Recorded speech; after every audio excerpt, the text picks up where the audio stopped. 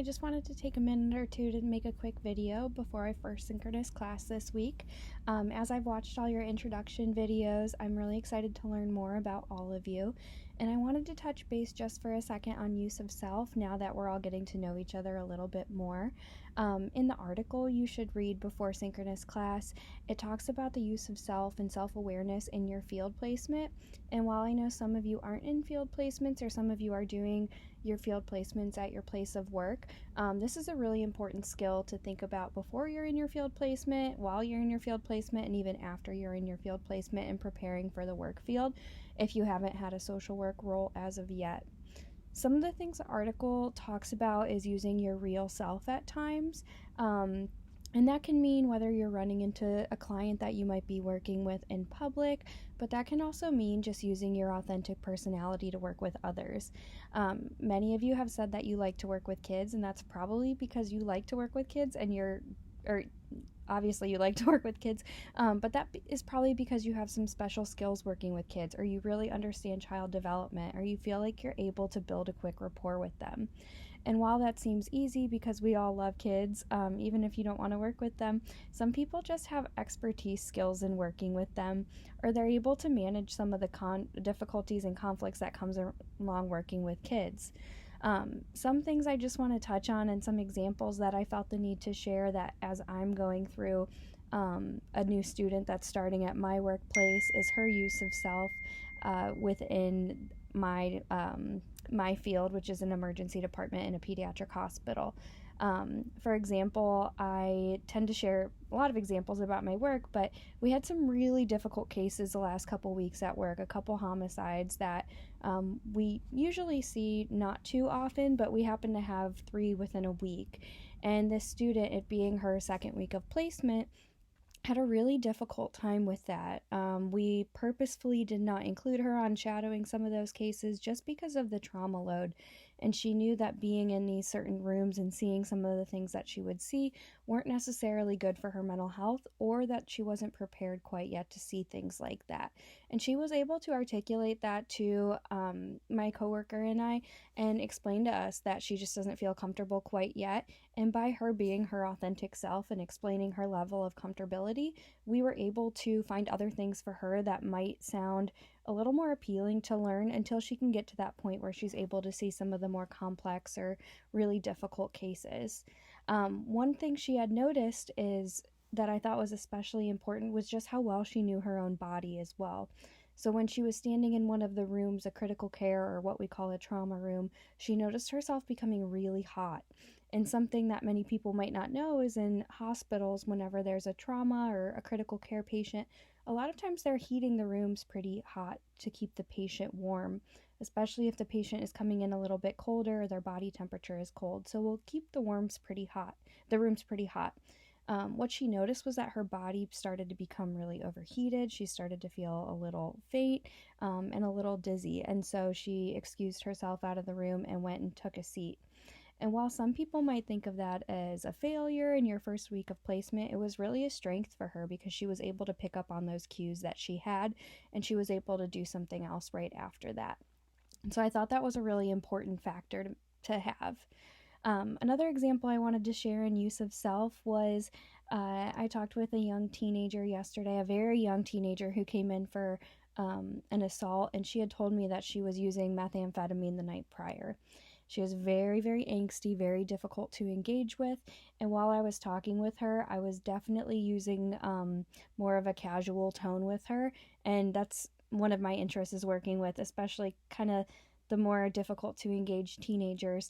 And by me changing my tone a little bit and just talking to her very conversationally and even being a little confrontational at times, we were really able to establish a rapport.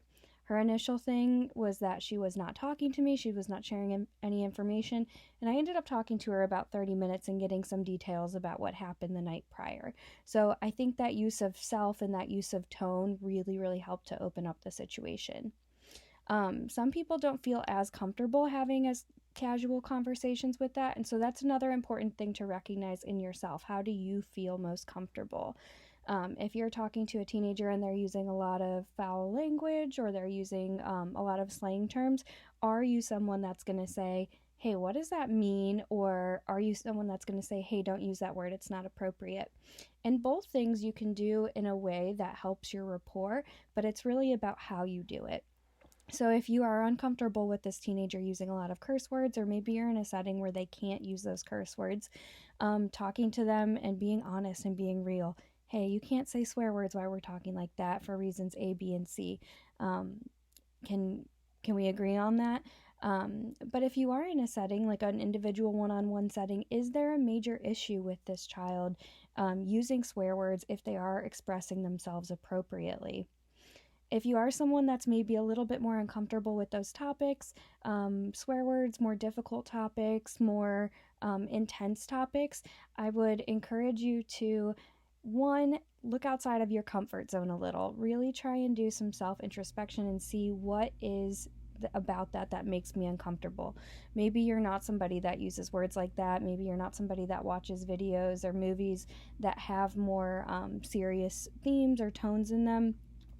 And so my challenge for you is, if you are someone that maybe is like that, maybe try and watch a show that's outside of your comfort zone. And it doesn't have to be anything crazy or violent or anything like that, but try and watch something or expose yourself to something that is a little bit out of your comfort zone. And the same goes for a lot of us when we're talking with somebody who is very, maybe very put together or very professional. I know sometimes when I am working a case at work and I'm talking to parents or someone else and they're very professional and maybe they use really big words and I don't always understand what they're saying, it takes me a second to realize, okay, a very casual attitude might not work so much in this situation. It's the same thing, a popular theme, even if you're not in a medical or hospital setting, and even if that's something you will never be interested in. As social workers, it's our responsibility to fully understand what's going on in our world. Post-COVID, we've noticed that a lot of people have had difficulty accessing medical care, and some of that is a systems issue that we've seen for a long time. And whether you're not working in a medical system at all, you will be exposed to the medical system at some point. We know that many people have experienced racism in medical systems, or many people don't have access to medical care at all because we are working with oppressed populations. Since COVID in the medical system, we've seen just an overload. Hospitals are completely full. People are having trouble paying for medications or getting care whatsoever. And so being mindful of that is very, very important. But also, when we're encouraging our clients to seek medical care, what is their history with that? So as we're talking with clients, whether it's in the medical setting, whether it's not in the medical setting, we want to be aware of what have they experienced, especially in the past few years since COVID, in their current lifestyle. What can we be self-aware about? One thing that I've noticed specifically, and probably to stop my tangent that I'm going on here, is that we'll see people in an emergency department that are just throwing a fit and screaming and yelling because their child has been waiting for 3 hours to be seen, and their child might be there for a cough or cold-like symptoms. What they may not understand is, on the other side of the emergency department, there's a child that came in that died in cardiac arrest, or there's a child that's not breathing, or that needs to be intubated. And so we see on one side a parent's very, very upset that their child's not getting the care they need when they're not really that sick and maybe didn't need to come to the emergency department. And on the other side, we see kids that are very, very, very sick. And so instead of approaching that situation in, oh my gosh, this person is so ignorant because they don't understand that other kids are dying, really approaching it from a place of, hey, I know this is really scary for you and your child. What can we do to make it better? If I can't make the time go a little bit quicker, what can we do? And really reflecting back to them that your child is just as important as every other child here, but we do need to look at some kids that maybe are a little bit sicker right now. But being able to have that self-awareness instead of jumping to this conclusion of someone being ignorant or pushy is really important, and also prevents burnout. And that's something that a lot of people, if you've been in an emergency department yourself, or if you work in any type of medical field or know someone who does, that we're trying to learn and we're trying to teach on to others to prevent burnout and compassion fatigue. So while this might be a little bit of a scattered video, I just wanted to really encourage you to think about some self-awareness things. We'll do some exercises later on in the semester about what might you change about yourself, or what features about yourself might you pull out when working with certain populations. And I'll try to provide a variety of examples of different populations you might be working with. So I will see you all for our first synchronous class soon.